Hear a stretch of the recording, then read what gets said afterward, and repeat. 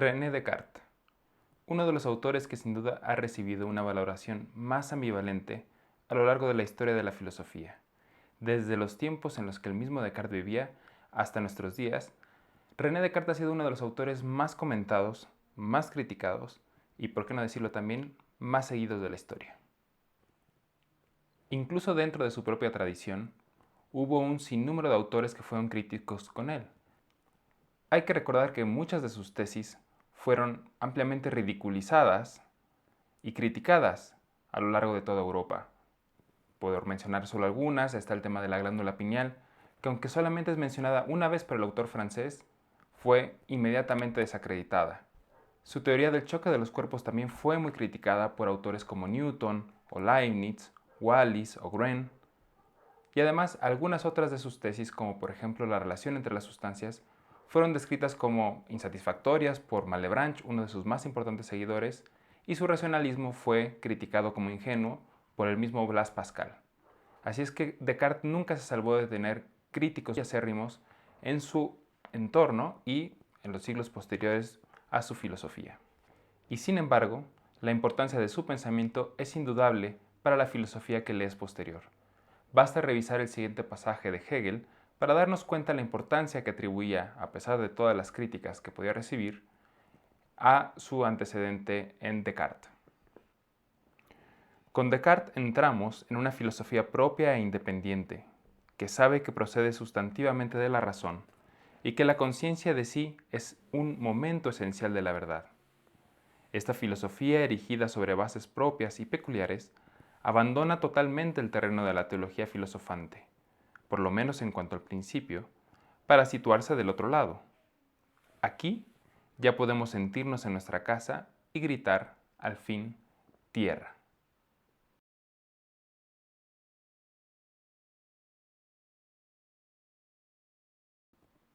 René Descartes nace en La Hache-en-Touraine, actualmente un pueblo conocido como Descartes, en el año de 1596.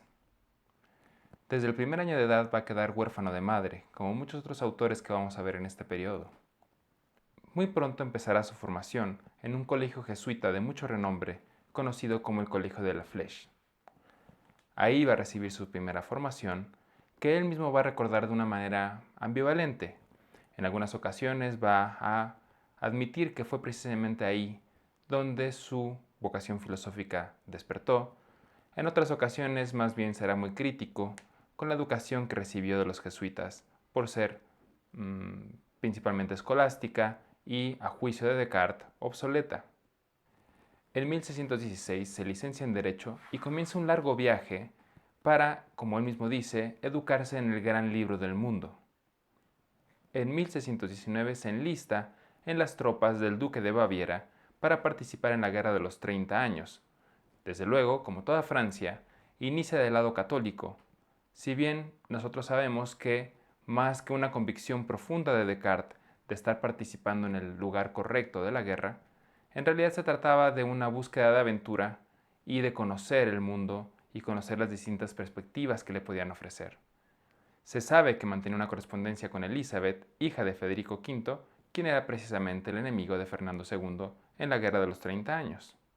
Es precisamente en el contexto de esta guerra, el 11 de noviembre de 1620, que Descartes va a tener una especie de visión filosófica o un momento de claridad en el que va a sentar las bases de su propio sistema filosófico, tal como lo narra él mismo en el discurso del método.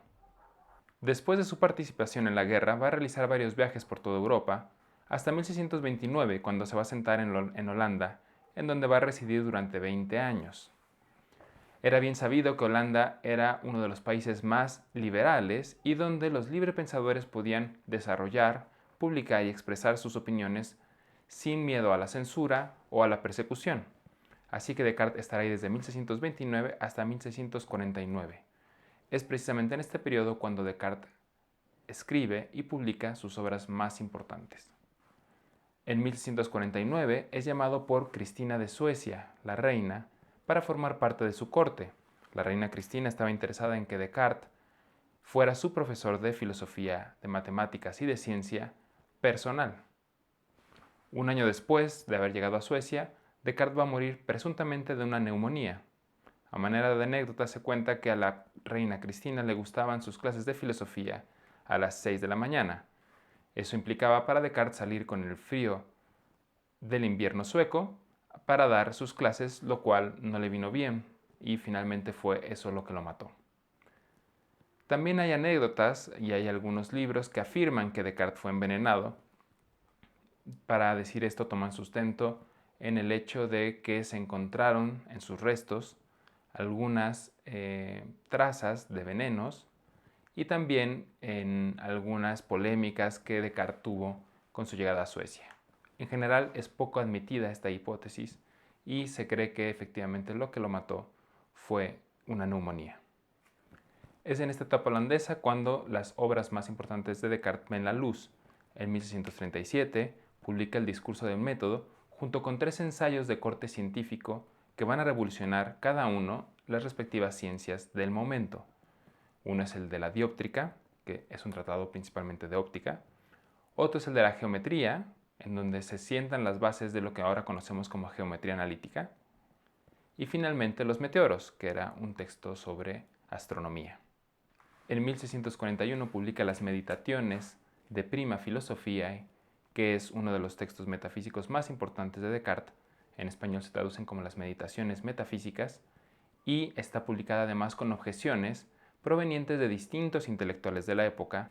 En 1644 publica Los Principios de la Filosofía o Principia Philosophiae, en donde se pretende hacer una especie de síntesis, o se sabe que incluso Descartes pensaba que este podía ser un manual para ser utilizado en las universidades y sustituir así finalmente los manuales de escolástica aristotélica. Este texto es un texto muy extenso y fue considerado en la época de Descartes el texto más importante para entender cuál era el estado final de la filosofía del autor francés.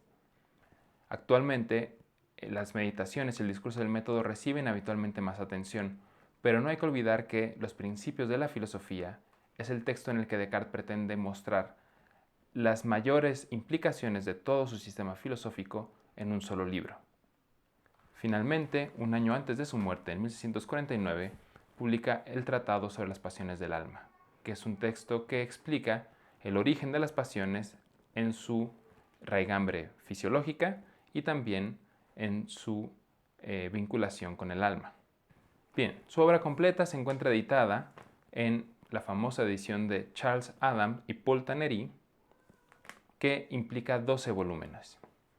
Habitualmente la obra de Descartes se reseña con una A y una T, que hacen referencia precisamente a Adam y a Tannery, el volumen en números romanos y la página de la edición de Adam Tannery. Así es como se cita canónicamente la obra de Descartes.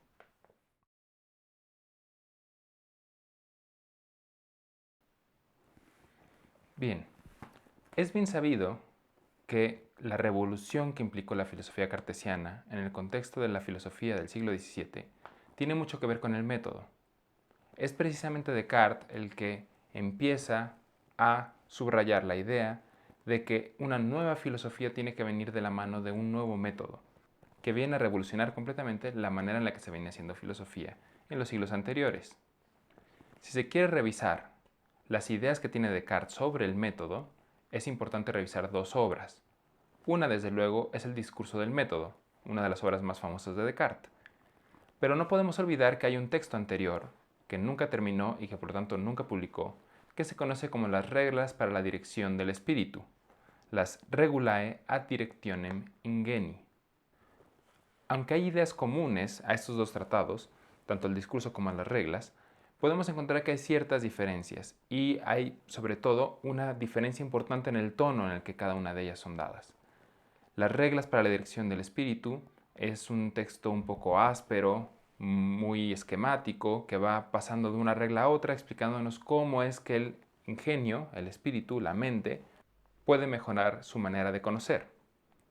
El discurso, en cambio, comienza aceptando que esto se trata simplemente de una fábula y es un texto mucho más narrativo y que, como mencionábamos, sirve de proemio a 3 textos que son propiamente científicos. Heidegger, que como sabemos es un crítico de Descartes, pero también un lector importante del mismo, hace un comentario interesante sobre las reglas. Heidegger nos dice: solo quien haya pensado real y detenidamente este escrito, radicalmente parco, hasta en sus rincones más recónditos y fríos, está en condiciones de tener una idea de lo que pasa en la ciencia moderna.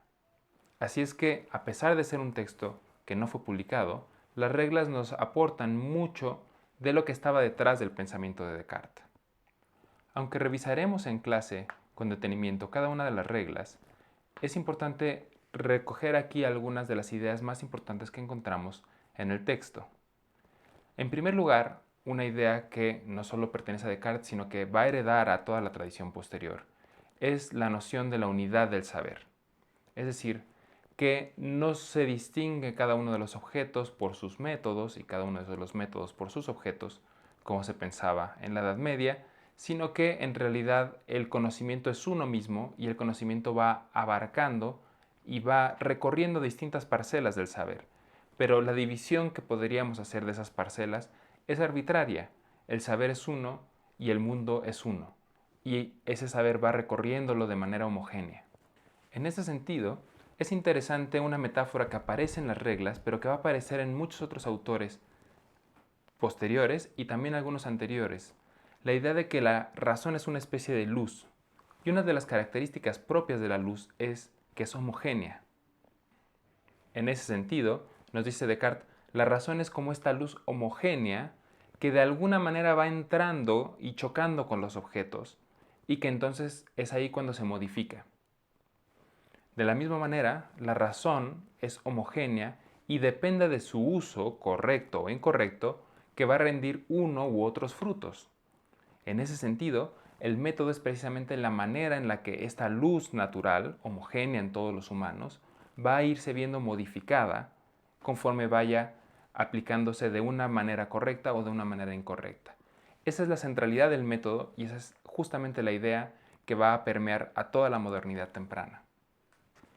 En la primera regla de las reglas para la dirección del espíritu se puede leer precisamente lo siguiente. El buen sentido es la cosa mejor repartida del mundo, ya que cada uno estima estar tan bien provisto que hasta los que son los más difíciles de satisfacer en cualquier otra cosa no suelen ambicionar más del que poseen.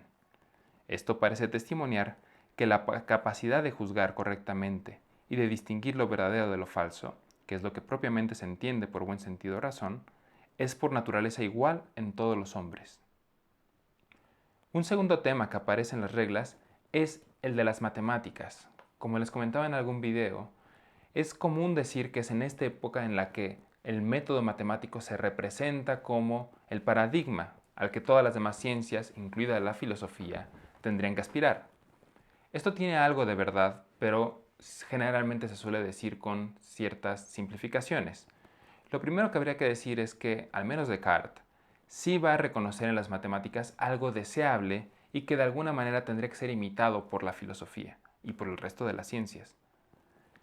La geometría y la aritmética nos ofrecen métodos precisos y seguros con los cuales nosotros podemos trabajar y llegar de premisas verdaderas a conclusiones verdaderas. A esta conclusión llega Descartes por dos vías. Una que es a priori, cuando nos dice que, dado que son deductivas estas ciencias, entonces nos ofrecen mayor certeza que las otras que dependen de lo que observamos en el mundo. Y otra vía a posteriori, que es la siguiente. Nosotros podemos ver cómo en las matemáticas hay un acuerdo mucho mayor que el acuerdo que se pueda llegar en cualquier otra ciencia y desde luego en la filosofía. Esto nos haría pensar que el método matemático tiene algo que ofrecer que permitiría un consenso que hasta ese momento no se había llegado en ninguna otra ciencia. Sin embargo, no quiere decir esto que haya que dejar de hacer filosofía y empezar a hacer matemáticas en su lugar. Tampoco quiere decir que haya que hacer filosofía con las matemáticas. Lo que se tiene que copiar es de alguna manera la estructura, el esqueleto que tiene la matemática para ser aplicada en otros ámbitos. Dice Descartes en la segunda regla: mas de todo esto se ha de concluir, no que solo se debe aprender aritmética y geometría, sino únicamente que los que buscan el recto camino a la verdad, no deben ocuparse de ningún objeto acerca del cual no puedan tener una certeza igual a la de las demostraciones aritméticas y geométricas. Esta idea de que la matemática está de alguna manera posicionada como el elemento a seguir por parte de las demás ciencias y de la filosofía, se ve reforzado en la regla número 4, en donde Descartes entra de lleno al tema del método. Esta regla es descrita por el mismo Heidegger como uno de los puntos cruciales del tratado. Vale la pena leer lo que nos dice sobre esta regla en concreto. Esta regla no expresa el lugar común de que una ciencia debe tener también su método, sino que quiere decir que el procedimiento, Vorgehen, esto es, el modo como estamos en general tras las cosas, métodos, decide de antemano sobre lo que encontramos de verdadero en las cosas. El método no es una pieza de la indumentaria de la ciencia, sino la instancia fundamental a partir de la cual se determina lo que puede llegar a ser objeto y cómo puede llegar a serlo. Vale la pena detenerse en este punto, pues parece que Heidegger está dándonos justamente la clave de la novedad del sistema cartesiano. No es que en los sistemas medievales no existiera un método que guiara el pensamiento a lo largo de su recorrido por el saber. Todo lo contrario, sabemos que los medievales eran muy precisos a la hora de determinar un método con respecto al objeto. Lo interesante con la revolución cartesiana es que ahora es el método el que constituye al objeto, no el objeto el que constituye el método. Una vez que se ha definido un método específico, eso determina el tipo de objeto al que nos estamos aproximando. No es coincidencia que a partir de este punto se diera la revolución científica, que es precisamente una elección específica y deliberada de un método concreto. Este método concreto no solo va a descubrir a la naturaleza, sino, como nos va a decir después Kant, de alguna manera constituye el concepto de naturaleza. Todas estas ideas están anticipadas ya en Descartes y todo esto está conglomerado en un concepto muy importante que es el de matesis universalis y que está vinculado precisamente con la regla número 2. La matesis universalis es precisamente aquello que Descartes ve de rescatable en las matemáticas, pero no se trata simplemente de copiar las matemáticas que él llama vulgares, o sea, la aritmética y la geometría, sino que se trata de delimitar perfectamente qué es lo que hay en estas disciplinas que se podría generalizar al resto de las ciencias. No es simplemente decir, como mencionábamos, que la filosofía debe ser matemática o que la filosofía debe ser sustituida por la matemática. Más bien, las matemáticas describen o presentan esta matesis universal, que no es otra cosa más que la razón, llamémosle por cometer un anacronismo, pura, funcionando al margen de las instancias particulares sobre las que se puede desarrollar el conocimiento. Esto es, al margen de si se está haciendo matemática, si se está haciendo filosofía, si se está haciendo ciencia, la razón tiene un funcionamiento que le es propio y que desentrañar precisamente eso es encontrar la matesis universalis, una matemática universal, que se distingue, repito, de las matemáticas vulgares, la geometría y la aritmética, en que esta es la estructura que las vertebra y que debería, piensa Descartes, vertebrar el resto de ciencias y de disciplinas cognoscitivas. La matemática entonces para Descartes, según nos dice en la regla 4, no es otra cosa, la matemática vulgar, sino un buen entrenamiento para tener mucho más claro cuál es esa matesis universalis. Pero el objetivo del filósofo y el objetivo del científico es desentrañar y apropiarse de la matesis universalis, que es otra manera de decir que es contemplar con claridad el método y aplicarlo a distintos objetos. Repito, el método es el mismo para distintos objetos. Ya no es un método especificado para cada uno de los objetos. El objeto es el mundo y el método es la razón pura trabajando. Es la matesis universalis. Quisiera, antes de pasar al discurso del método, regresarme a la regla número 3 que me había saltado brevemente para conectar la relación entre las matemáticas vulgares y la matesis universalis. En la regla 3 encontramos algunos conceptos que van a ser centrales para comprender el pensamiento de Descartes.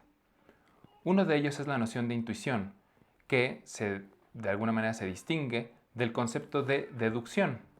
Como hemos visto, Descartes habla de que las matemáticas tienen esta característica especial por ser exclusivamente deductivas y que de alguna manera todas las ciencias tendríamos tendrían que imitar a estas matemáticas vulgares. Ahora bien, no es la deducción la única fuente que Descartes reconoce como origen del conocimiento. En la regla 3 podemos leer lo siguiente. Pero para que en lo sucesivo no caigamos en el mismo error, se enumeran aquí todas las acciones de nuestro entendimiento por las que podemos llegar a la conclusión de las cosas sin temor alguno de error. Y tan solo se admiten dos, a saber, la intuición, intuitus, y la inducción, inductio. Entiendo por intuición no el testimonio fluctuante de los sentidos o el juicio falaz de la imaginación que compone mal, sino la concepción, conceptus, de una mente pura y atenta tan fácil y distinta que en absoluto quede duda alguna sobre aquello que entendemos, o lo que es lo mismo, la concepción no dudosa de una mente pura y atenta que nace de la sola luz de la razón y que por ser más simple es más cierta que la misma deducción, la cual, sin embargo, ya señalamos más arriba que tampoco puede ser mal hecha por el hombre. Bien, hay muchos puntos que desentrañar aquí. Por una parte, aparece la noción de intuición, que como decía se opone a deducción. Sin embargo, en el texto, Descartes parece utilizar la noción de inductio, que en la filosofía post-empirista pareciera ser contraria a la misma noción de deducción. Hay muchas cosas que decir sobre el texto, pero resumiendo, en mi opinión, simplemente tendremos que pensar que cuando habla aquí Descartes de inducción, en realidad se refiere a lo que conocemos habitualmente por deducción. Eso se ve reforzado porque líneas abajo, como se ve en el texto que acabamos de leer, vuelve a utilizar el concepto de deducción y podemos pensar que son equivalentes, inducción y deducción. Ahora, a este concepto de inducción o deducción se opone el de intuición. Y pareciera que la razón de diferencia tiene que ver con la mediatez o inmediatez del conocimiento. La inducción es inmediata y la deducción es mediata. Curiosamente, Descartes piensa que en ninguno de los dos casos el error es posible.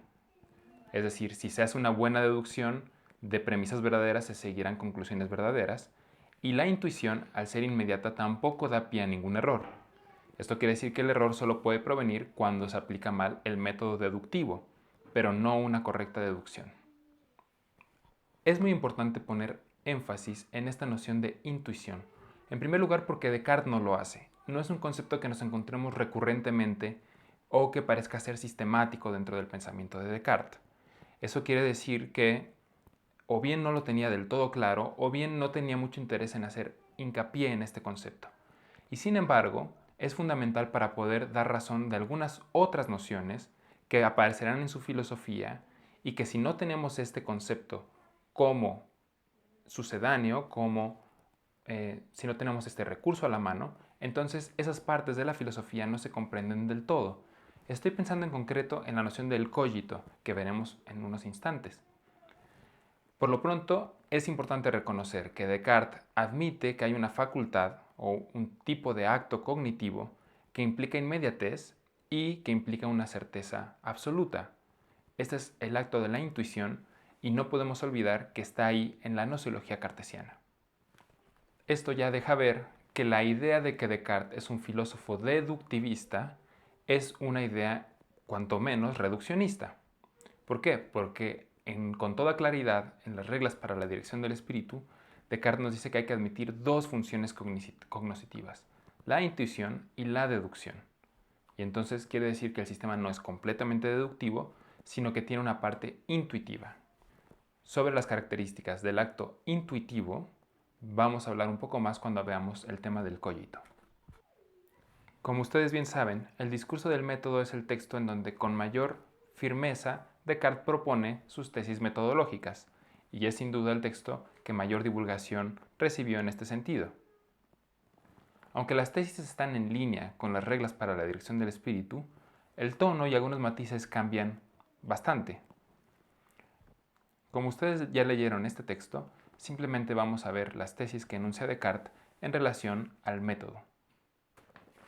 Como bien saben, en el discurso se proponen 4 reglas importantes para garantizar la certeza a lo largo de todo el proceso cognoscitivo. La primera de ellas es no admitir cosa alguna como verdadera si no se la había conocido evidentemente como tal. Esto es, no vamos a aceptar premisas que no tengan consigo la certeza de su verdad de alguna manera garantizada. La regla número 2 afirma que es necesario que se dividiese cada una de las dificultades a examinar en tantas parcelas como fuera posible y necesarias para resolverlas fácilmente. Aquí podemos ver el carácter analítico del método cartesiano, algo que está muy vinculado desde luego a la geometría analítica, que precisamente es un modelo matemático en donde en lugar de construir por síntesis como hacían los antiguos, tenemos que desmenuzar todo el problema para encontrar sus partes y a partir de ahí llegar a conclusiones novedosas. Lo mismo que se hace en la geometría analítica, piensa Descartes, habría que hacerlo en la filosofía y en la ciencia. El tercer punto requería conducir por orden mis reflexiones comenzando por los objetos más simples y más fácilmente cognoscibles, para ascender poco a poco, gradualmente, hasta el conocimiento de los más complejos. Ahora encontramos la contraparte sintética del método. Lo que está buscando Descartes es que una vez que se ha llegado a las partes fundamentales, se pueda reconstruir el problema, ahora con conceptos claros y concisos, para obtener conclusiones novedosas. Básicamente, lo que nos indica Descartes es que tenemos que hacer las suficientes revisiones para que las conclusiones no solo sean verdaderas, sino que nos ofrezcan un nivel alto de certeza sobre su propia verdad. Esta es una de las novedades precisamente del método cartesiano, la preponderancia que tiene la certeza y no solamente la verdad de una proposición. Como se puede ver, estas reglas no representan con claridad lo que nosotros conocemos como el método científico, ni siquiera se asemejan a la praxis regular de las matemáticas. Tenemos que considerar, como se dijo, que Descartes está pensando en unas matemáticas muy particulares, que es la geometría analítica, que fue también su creación. Por otra parte, tenemos que recordar que a lo que se está apuntando no es a las matemáticas vulgares, sino a la matesis universalis, que tendría que ser compartida por la filosofía, la ciencia y las matemáticas.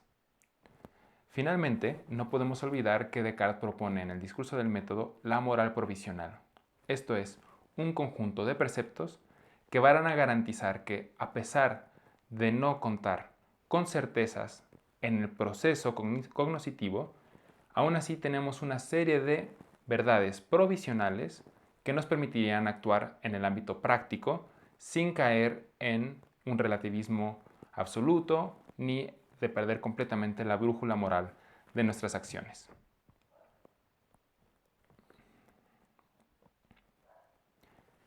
Bien, esto es a grandes rasgos lo que propone Descartes en el método, tanto en las reglas para la dirección del espíritu como en el discurso, y veremos ahora una aplicación de la primera instancia, digamos, del proceso cognoscitivo, que es la duda metódica.